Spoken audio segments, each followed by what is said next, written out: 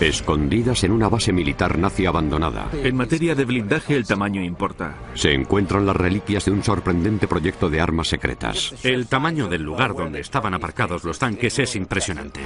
No eran simples tanques, sino megatanques. El tanque tenía una altura de 11 metros, lo que mide una casa de 4 pisos.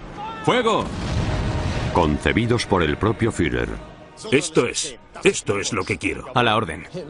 Hitler creía en la idea de que cuanto más grande mejor. Diseñados para aplastar a los enemigos del Tercer Reich. Para el enemigo debía ser terrorífico y espantoso enfrentarse a eso. Esta es la increíble historia de los supertanques de Hitler, de los ingenieros que los fabricaron Eran una obra maestra. y los héroes que los guiaron a la batalla. El porcentaje de bajas era muy elevado. ¡Al ataque! En 15 minutos, Michael Wittmann destruyó 13 tanques. ¡Fuego! Las mayores obras de la Segunda Guerra Mundial ordenadas por Hitler para asegurarse el dominio mundial.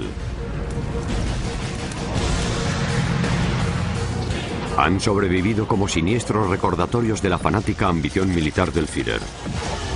Estos son los secretos de las megaestructuras nazis. Nazi megaestructuras, los supertanques. Frente Oriental.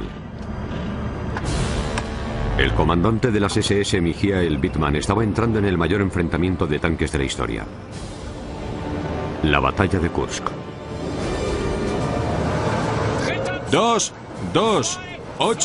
228,6. ¡Al ataque! ¡Al ataque! ¡Al ataque! Los tanques dominaron la guerra terrestre durante la Segunda Guerra Mundial.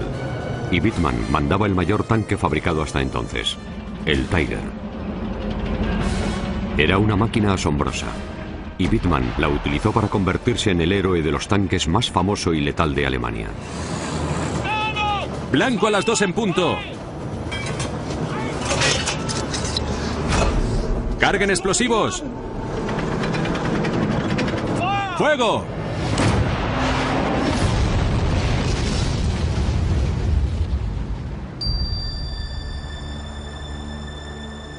Hoy solo sobrevive un puñado de los enormes tanques Tiger de Hitler. Y solo uno revela cómo se fabricaron.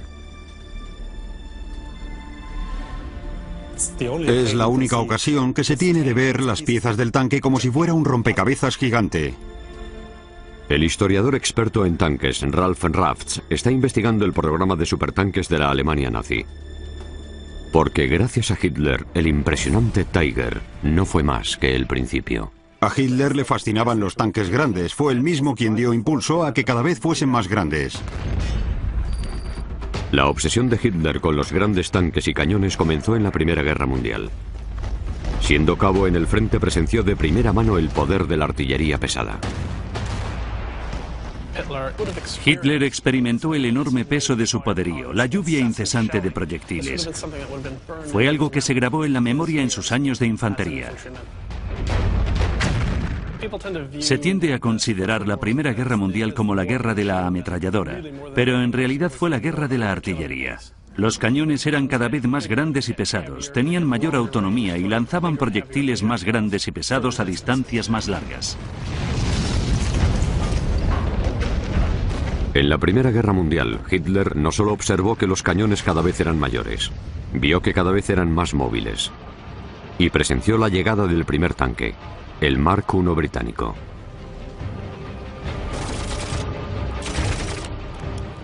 En 1917, a los soldados de infantería alemanes que estaban en sus trincheras, se les echó encima una caja metálica gigante insensible al fuego de sus pequeñas armas ligeras. La primera vez que uno de esos tanques cruzó una trinchera debió ser una experiencia aterradora. 15 años después, Hitler se hizo con el poder prometiendo vengar las pérdidas de la Primera Guerra Mundial. Pero los tratados de paz impedían que Alemania fabricase tanques, un arma imprescindible para un ejército moderno. Así que Hitler aprobó su desarrollo en secreto.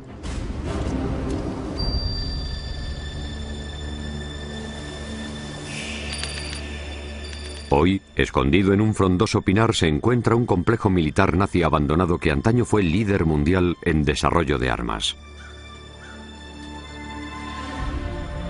Es el antiguo cuartel general de las operaciones secretas nazis.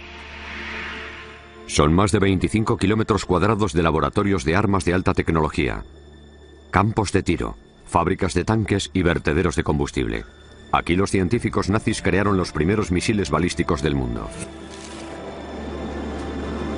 Y también fue aquí donde nacieron los revolucionarios y legendarios tanques.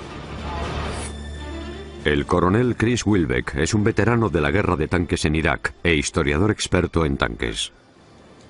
Aquí es donde llevaban a cabo pruebas con los tanques, pero ahora está muy deteriorado. Ha visto tiempos mejores. Las pruebas realizadas aquí transformaron la idea de Hitler de cómo luchar una guerra terrestre móvil.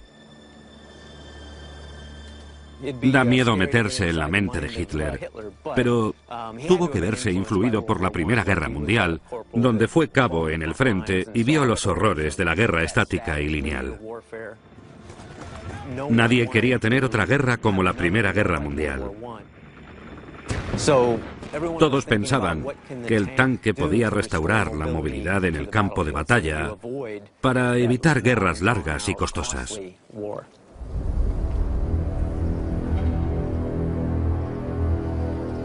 En Kummersdorf, a principios de 1935, Hitler conoció el primer tanque nazi, el Panzer I. Podía moverse a 39 kilómetros por hora, 8 veces más rápido que los tanques que Hitler había visto en la Primera Guerra Mundial. Cuando le hicieron una exhibición de lo que podían lograr los tanques aquí en Kummersdorf, Hitler tuvo que quedarse impresionado. Esto es lo que quiero. A la orden. Los nuevos Panzer de Hitler prometían una movilidad sin precedentes en el campo de batalla. Pero había un problema.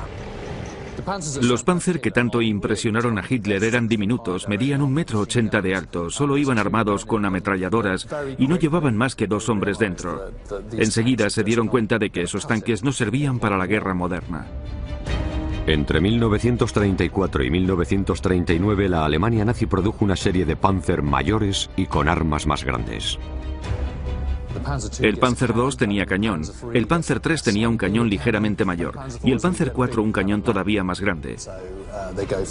Pasaron de las 5,8 toneladas del Panzer I a las 20 toneladas del Panzer IV.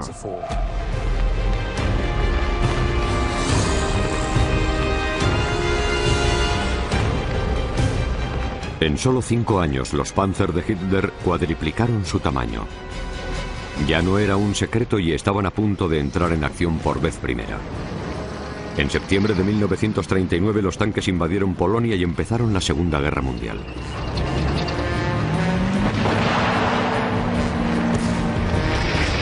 La velocidad y la fuerza sin precedentes de la guerra de tanques dieron origen a una nueva palabra: Blitzkrieg, o guerra relámpago.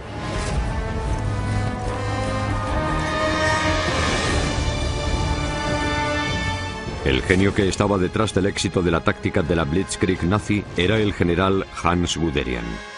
El último disparo ha sido perfecto. Sí, señor. Sigan a izquierda y derecha. Sí, señor. Pero el éxito de Guderian se debía a algo más que su equipamiento de vanguardia. Lo importante de los Panzer no eran los tanques en sí. Los tanques son la expresión visual, lo que se aprecia en las imágenes. Los tanques son lo que se ve. Pero lo que los hace efectivos es el paquete completo, su capacidad de comunicación, su cooperación con las fuerzas aéreas, con la artillería, con la infantería. Eso es lo que hace que los Panzer sean efectivos, no cada tanque individual por sí solo. Las tácticas de la Blitzkrieg de Guderian tuvieron éxito desde el principio de la Segunda Guerra Mundial. Abrieron grandes brechas en las líneas polacas. Abrieron grandes brechas en las líneas francesas. Los franceses no pudieron enfrentarse a los veloces movimientos de la táctica bélica alemana. Michael Wittmann, de 28 años, formaba parte de esa fuerza aparentemente imparable.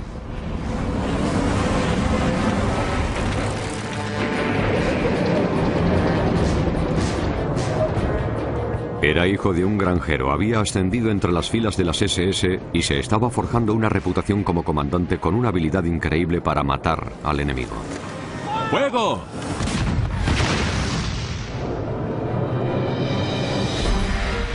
En 1941 formaba parte del imparable ejército alemán que había conquistado la mayor parte de Europa.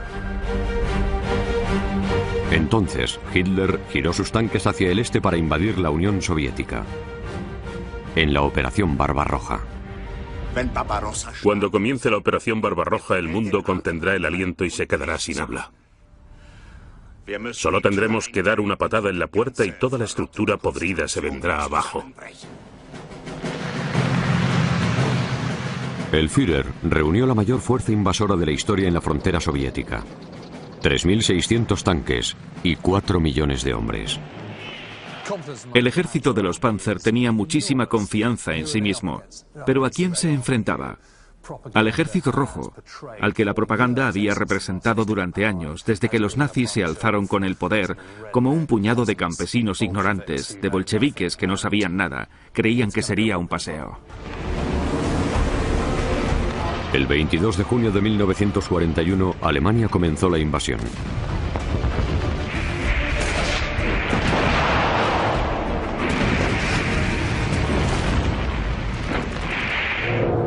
En pocas horas efectuaron un hallazgo asombroso. Los soviéticos tenían un tanque mucho mejor. El T-34.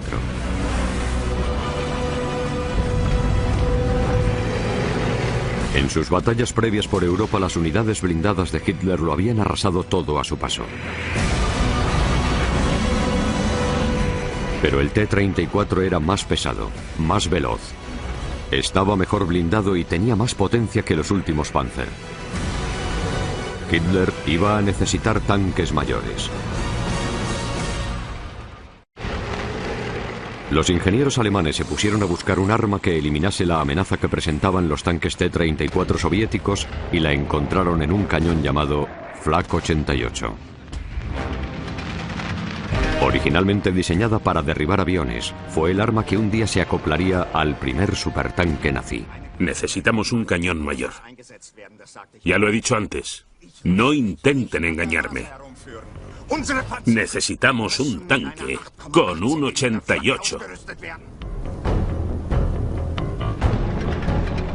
Si los alemanes montaban un Flak 88 en un Panzer, sería la mayor arma jamás instalada en un tanque. Y colocar un cañón de ese tamaño añadiría una cantidad de peso enorme. Decidirse por un cañón de 8,8 centímetros fue decidirse también por un tanque pesado, porque hacía falta un tanque grande y pesado para transportar ese cañón. El nuevo supertanque sería muy distinto de los Panzer que le habían precedido. Y se le dio un nuevo nombre: Tiger. El desarrollo del Tiger marcó un gran punto de inflexión, porque marcó el punto en que los alemanes se dijeron que el tamaño importa en cuestión de blindaje. El nuevo monstruo de Hitler sería el mayor tanque de la guerra. Pero necesitaba que alguien lo diseñase.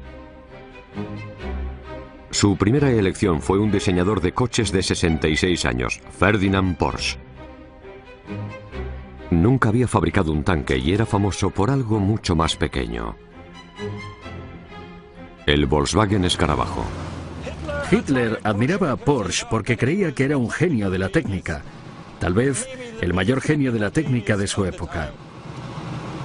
Poco después del ascenso de Hitler al poder, Porsche se reunió con Hitler y le explicó sus ideas sobre un coche deportivo. El coche tuvo mucho éxito en esa época y competía en carreras por aquí. Esto es el antiguo circuito de carreras Avis de Berlín. Aquí, en la década de 1930, los coches deportivos de Porsche exhibieron la excelencia de la ingeniería alemana y entusiasmaron a Hitler. Ello condujo a un encargo para fabricar el Escarabajo, el coche del pueblo de la Alemania nazi. Pero crear el mayor tanque de la guerra era un reto muy distinto. Si miramos estos dos vehículos, está claro que la diferencia no puede ser mayor. El Volkswagen se diseñó para servir al pueblo, a la gente sencilla, y el tanque se diseñó para matar a la gente sencilla. Porsche tuvo que pasar de fabricar un coche familiar a fabricar una máquina de matar. Hitler y los nazis le dijeron que fabricase un tanque monstruo, y Porsche accedió. Pero fabricar un tanque monstruo no era fácil ni para el eficiente Dr. Porsche.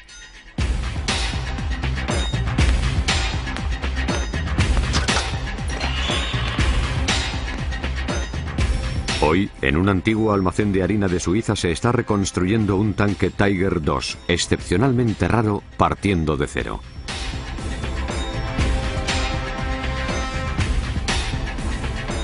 Para el historiador experto en tanques, Ralph Rapps, ofrece una oportunidad única de ver de primera mano los retos a los que se enfrentó Porsche. Es una visión impresionante. El Tiger de Porsche llevaría miles de piezas de precisión, muchas de ellas hechas a mano. La principal causa de su tamaño y complejidad era el cañón. Si se fabrica un cañón grande y se dispara, el efecto de retroceso del arma es grande. Por eso la torreta tenía que ser espaciosa. Había que hacerla mayor para que el cañón tuviera sitio para retroceder.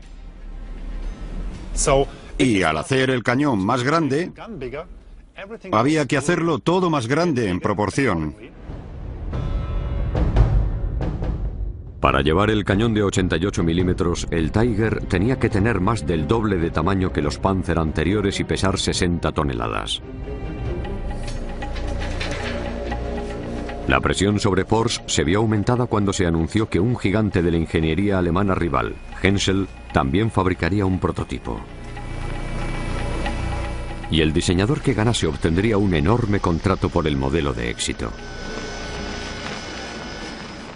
Los ingenieros de Henschel siguieron el enfoque clásico, colocaron el motor en la parte de atrás del tanque, la transmisión a través de todo el tanque y luego generaron la potencia sobre el eje mediante un par de torsión en las ruedas, al modo clásico de los tanques alemanes. Porsche, en cambio, recurrió a un motor combinado diésel y eléctrico. El motor diésel hacía funcionar dos motores de electrones, uno para cada lado de orugas por separado, lo que tenía la gran ventaja de que no hacía falta transmisión. El sistema de Porsche acabó con las marchas mecánicas que pesaban mucho y ocupaban un espacio muy valioso. Era una idea atrevida y visionaria que no se adoptó para los coches producidos en masa hasta los años 90. ¿Pero funcionaría en el nuevo y revolucionario tanque? Hitler cumplía 53 años. Su regalo fue contemplar las demostraciones de los dos prototipos de Tiger rivales. Porsche estaba tan seguro de que su versión obtendría la aprobación del Führer que ya estaba fabricando 100 chasis. Cuando Porsche y Henschel presentaron sus prototipos en el cumpleaños de Hitler en 1942, el diseño conservador de Henschel lo hizo muy bien en los campos de pruebas. Lo condujeron por allí, hizo todo lo que se le pedía y la maquinaria funcionó muy bien.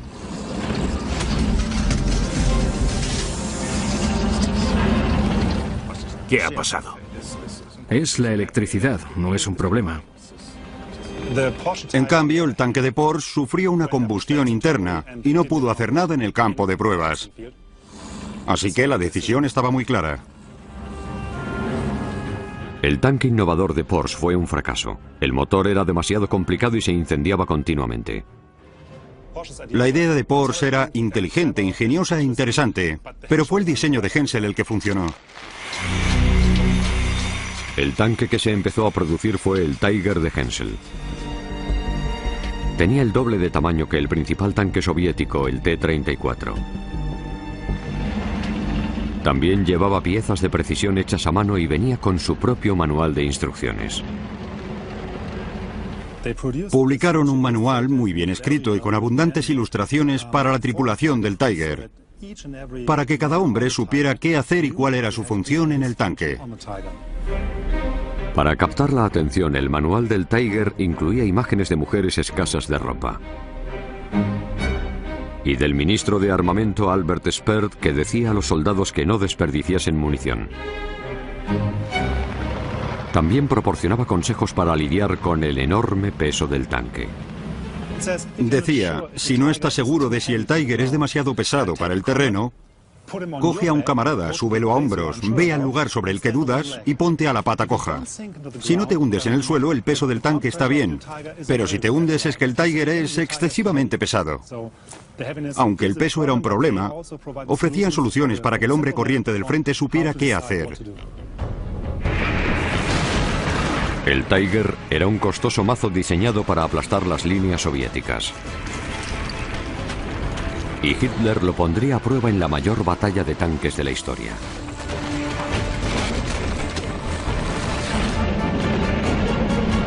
Pero, ¿sería acertada su decisión de aumentar el tamaño de los tanques?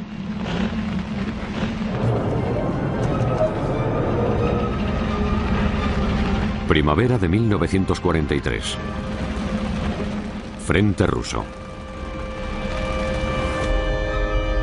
Las fuerzas alemanas se preparaban para atacar una línea de 200 kilómetros alrededor de la ciudad de Kursk. La razón por la que los alemanes querían atacar allí es doble. Primero porque querían reducir el frente en 270 kilómetros. Y sobre todo porque querían atacar directamente a la mayor concentración de fuerzas soviéticas y con suerte derrotarlas.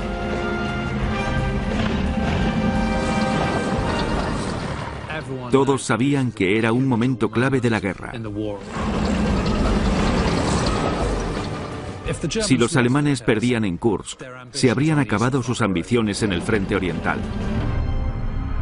Pero Hitler estaba lleno de dudas. ¿Tenía suficientes Tiger?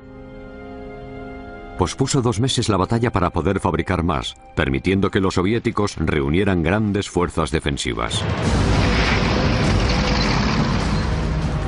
Ya estaba listo el escenario para la mayor batalla de tanques de la historia. Al frente de la carga se encontraba Michael Wittmann, de 29 años, el dedicado comandante que había pasado 3 meses entrenándose con su nuevo Tiger. Sabía que su blindaje le daba una enorme ventaja sobre el T-34, que tenía la mitad de tamaño. No pueden perforar el blindaje a menos que se acerquen a 600 metros. ¿Deberíamos mantenernos a distancia de los tanques enemigos? No. Acelerad y echaros sobre ellos. Pero eso significa que... Acelerad y echaros sobre ellos.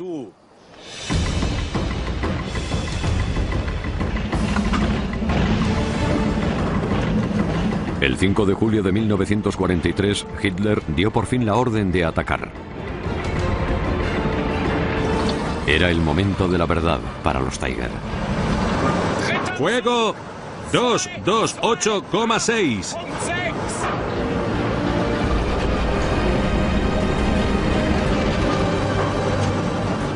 ¡Al ataque! Blanco a las 2 en punto. A 100 metros de distancia. ¡Carguen explosivos! Explosivos cargados. ¡Empezad! ¡Empezad!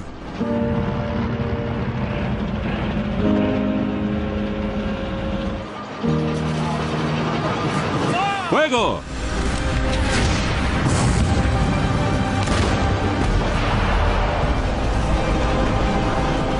Hay 3 tanques delante. ¡Fuego!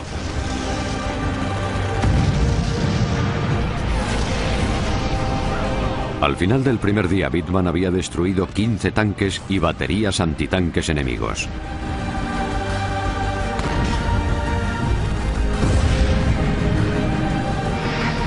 El Tiger de Hitler tuvo un éxito letal. ¡Atacad! ¡Está empezando a disparar! En términos de eficacia, de destruir tanques enemigos, el Tiger era muy eficaz. Las tasas de bajas enemigas eran muy altas. En 5 días de combate, los Tiger ayudaron a las fuerzas alemanas a avanzar 30 kilómetros. Pero a pesar de la carnicería, los T-34 soviéticos no paraban de llegar. El problema de los alemanes en el frente oriental es que estaban en inferioridad numérica. Parecía que el enemigo nunca se acababa, como si fuera una hidra a la que cuando se le cortaba la cabeza le crecían 6 más.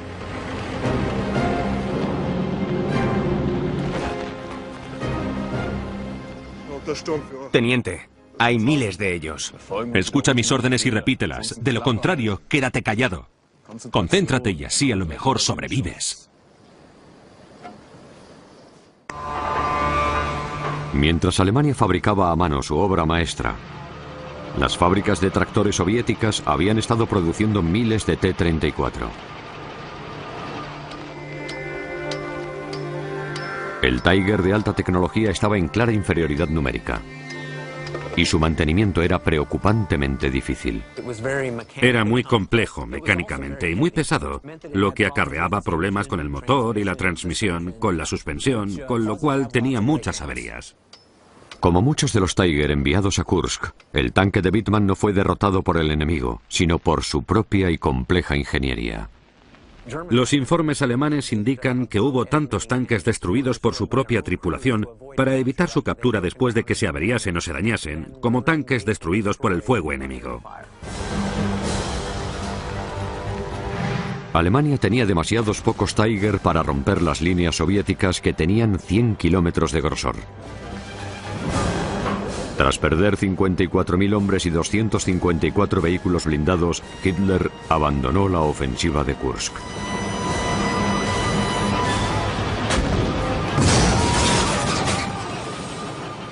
Kursk fue la última vez que los alemanes avanzaron en el frente oriental. La última vez que avanzaron en territorio soviético. A partir de entonces siempre estarían retirándose. Fabricar el mayor tanque de la guerra no había deparado a Hitler la victoria en el campo de batalla.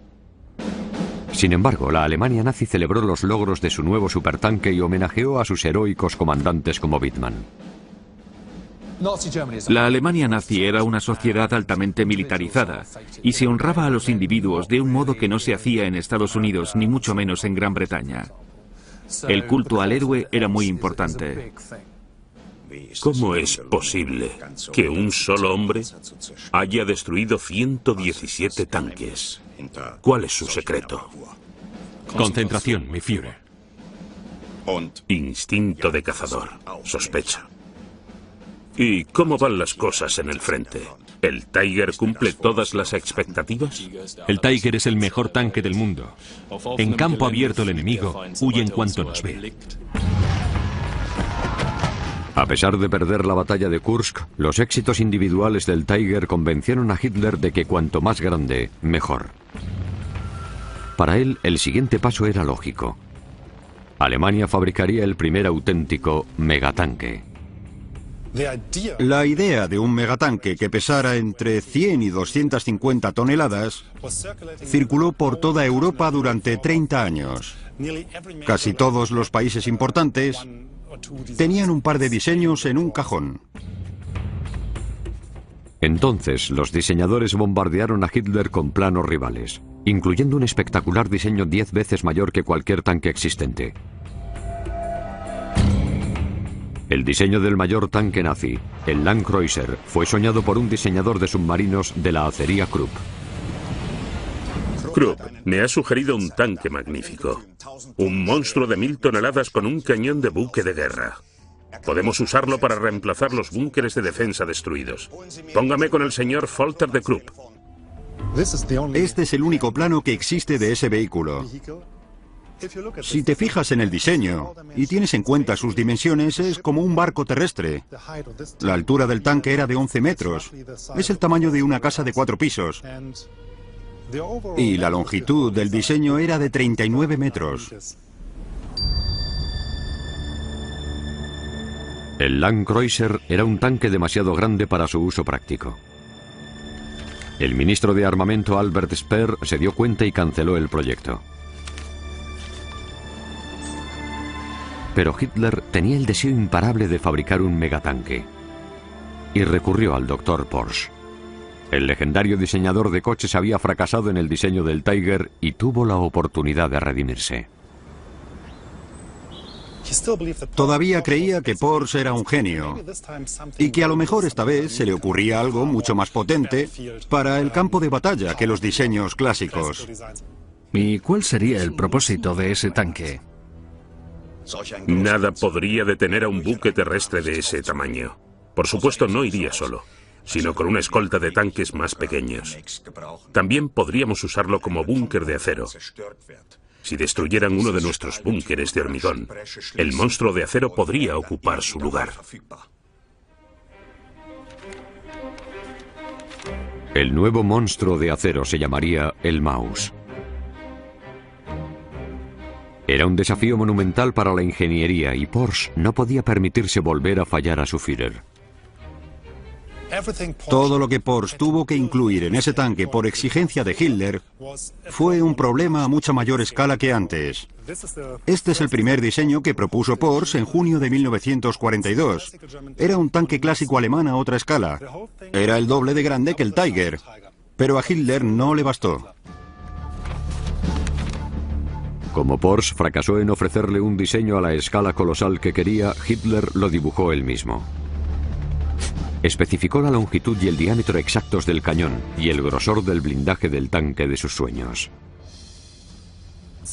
Este es el Maus final con las exigencias que incluyó Hitler a lo largo del tiempo. Pesaba 188 toneladas.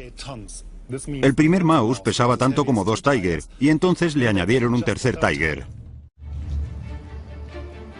El 14 de mayo de 1943, Hitler y Porsche se reunieron en la guarida del Lobo para ver un prototipo de madera del Maus. Tras decepcionar a Hitler con su diseño del Tiger, Porsche sabía que otro fracaso podía ser desastroso.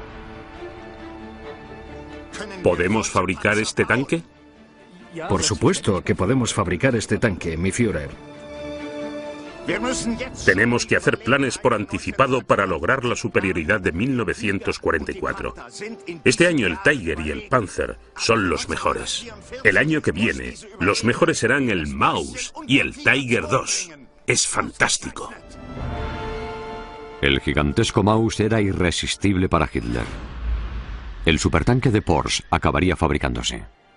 Todo lo que hacía tendía al colosalismo. Grandes búnkeres subterráneos. Grandes cañones. Grandes tanques. Hitler estaba convencido de la idea de que el tamaño importa. Pero fabricar ese tanque gigante supuso enormes retos técnicos para Porsche. Los alemanes habían intentado fabricar un enorme cañón móvil años antes. Un arma llamada Schwerer Gustav, que hacía que el Maus de Porsche pareciera enano. Fue una valiosa lección sobre las desventajas de construir a lo grande. Aún sobrevive una pieza de ese cañón. Uno de sus proyectiles. Lo que me llama la atención cuando miro esta granada es su enorme tamaño. Tiene casi 4 metros de largo y pesa 5.000 kilos. Podía causar graves daños. Podía penetrar 10 metros a través del hormigón. Podía perforar una plancha de acero de 1 metro de grueso. Cuando abría fuego no había nada más potente. Terminado en 1942, el Gustav pesaba más de 1.300 toneladas. Era tan grande que el único modo de transportarlo era en su propio ferrocarril. Y llevarlo al frente de batalla era una labor ímproba. Hacían falta 25 trenes para trasladar todo el equipo e instalaciones del Schwerer Gustav.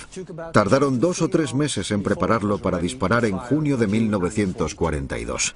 Hacían falta 2.500 personas para construir las vías de tren, para montar el cañón y para dispararlo. Una vez posicionado, el Schwerer Gustav requería grandes cantidades de hombres y recursos para operar. El cañón gigante no podía girar, así que había que construir nuevas vías de tren para apuntarlo en la dirección acertada. En total, hacían falta 90 días para preparar el cañón para disparar. Y solo se usó una vez, contra la ciudad soviética de Sebastopol. Logró destruir potentes fortificaciones, pero a un alto precio. Pudo efectuar 48 disparos y luego el cañón quedó inutilizado del todo por el desgaste. Disparar proyectiles de 5,5 toneladas a velocidades supersónicas destrozó el cañón. Hacía falta muchísimo mantenimiento para que funcionase. Y a causa de su tamaño, era muy vulnerable a los ataques aéreos.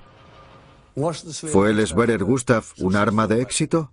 Al final la respuesta es que no. Para fabricar el Maus, Porsche tenía que montar un gran cañón en el mayor tanque jamás fabricado. Pero a diferencia del Gustav, tenía que ser práctico y maniobrable. Y crucialmente tenía que ofrecer a Hitler el poder de devastación que ansiaba.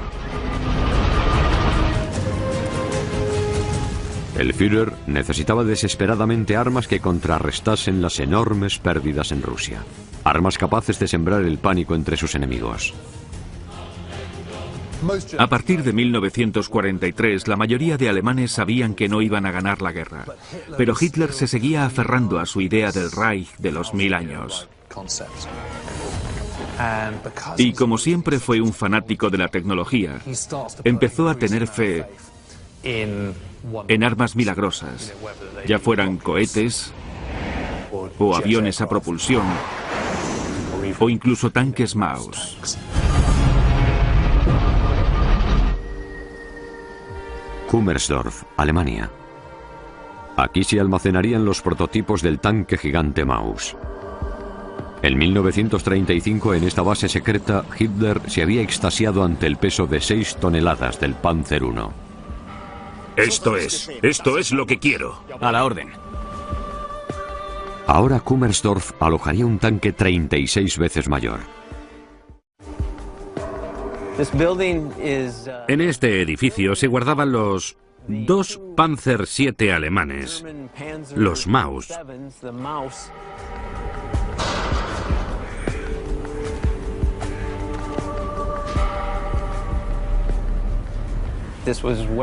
Aquí era donde se probaban todas las armas nuevas para asegurarse de que cumplían los requisitos. Impresiona ver el tamaño del lugar donde aparcaban los tanques. Hitler y los nazis tenían grandes esperanzas para los tanques Maus que guardaban aquí. Esperaban que fueran un arma milagrosa. Grandes fortalezas ambulantes que podrían derrotar a cualquier cosa a su paso. Pero antes de que Hitler pudiera usar el Maus en combate, su inventor, el Dr. Porsche, tenía que hacerlo móvil. A pesar del desastre con su tanque Tiger, seguía teniendo fe en su pionero motor diésel eléctrico. Las pruebas podían darle la razón. La presión de los tanques sobre las orugas era tan buena, estaba tan bien distribuida por el suelo, que podían alcanzar 15 o 20 km/h en terreno abierto. Porsche se las arregló para diseñar el interior del Maus para que el mastodóntico y voluminoso tanque se moviera casi como un coche normal. Y cualquiera que pudiera conducir un coche podía conducir un Maus. Y la dirección desde el punto de la ingeniería era una obra maestra. El Maus de Porsche fue un triunfo de la técnica, pero posiblemente no era el vehículo de combate más práctico. Cualquier puente que hubiera intentado cruzar el Maus se habría hundido, así que tenía que poder cruzar ríos. Hubo que instalarle un tubo para respirar, sellar todos los agujeros del tanque y conectarlo con otro Maus, porque tenía un motor diésel eléctrico Porsche que no podía funcionar bajo el agua. El Maus se metía en el agua y al llegar al otro lado daba energía al segundo Maus, que a su vez se metía en el agua. En tierra firme resultó que el Maus engullía sorprendentes cantidades de gasolina. Consumía 1 litro de diésel cada 30 metros en una época en la que cada vez escaseaba más el combustible. El alto mando nazi se mostró dividido sobre su producción en masa. Pero la guerra no esperó. En junio de 1944 los aliados invadieron Normandía. En una semana habían avanzado a gran distancia tierra adentro. Para contraatacar, los nazis tuvieron que confiar en su supertanque original, el Tiger. Y en héroes como Michael Wittmann. Cerca de un pueblo llamado Villers-Bocage se dice que Wittmann observó movimientos de tanques aliados. ¿Creen que ya han ganado la guerra? Vamos a demostrarles lo contrario. Descubrió una formación entera de tanques echando la siesta. Y decidió atacarla con un solo Tiger.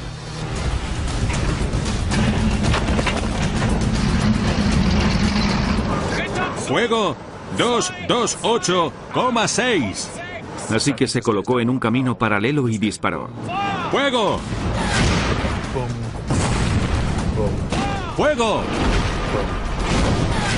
Y destruyó uno detrás de otro.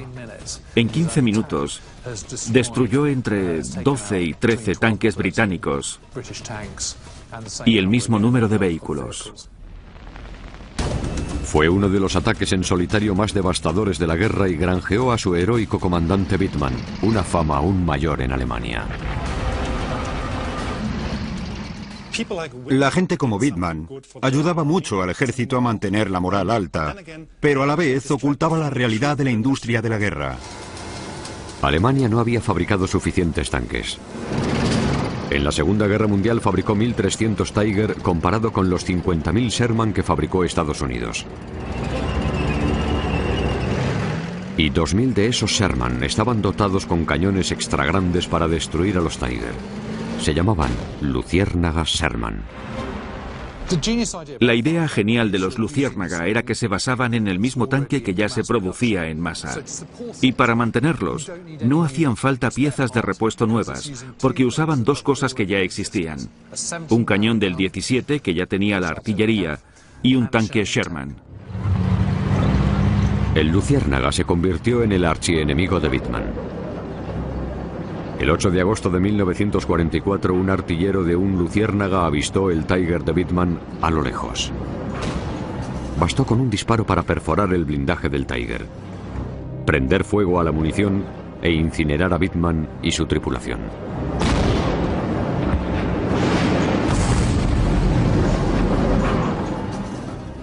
La muerte de Wittmann nos indica que la idea de fabricar armas milagrosas pesadísimas y complicadísimas de manejar no funcionó, porque los estadounidenses cogieron un tanque de tipo medio fabricado en masa, lo mejoraron y destruyeron el tanque de Wittmann.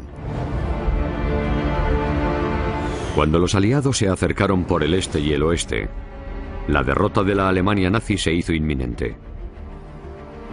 En Kummersdorf, Ferdinand Porsche seguía haciendo pruebas con su Maus. Pero solo se acabaron 2 prototipos y sus hangares nunca se terminaron.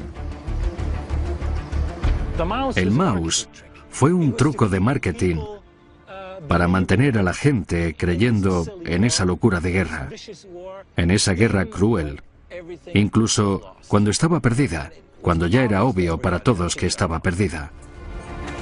En marzo de 1945 los soviéticos llegaron a Alemania y descubrieron 2 tanques Maus abandonados cerca de Kummersdorf. Realizaron pruebas con ellos, pero concluyeron que no tenían utilidad práctica. Nunca más se volvió a construir un tanque tan grande. El Maus fue un callejón sin salida evolutivo en términos de desarrollo de tanques, porque no tenía la movilidad necesaria para obtener resultados prácticos en el campo de batalla moderno. El Maus, como el cañón Gustav, fue un arma demasiado grande para ser mínimamente práctica. El resultado del amor de Hitler por lo colosal.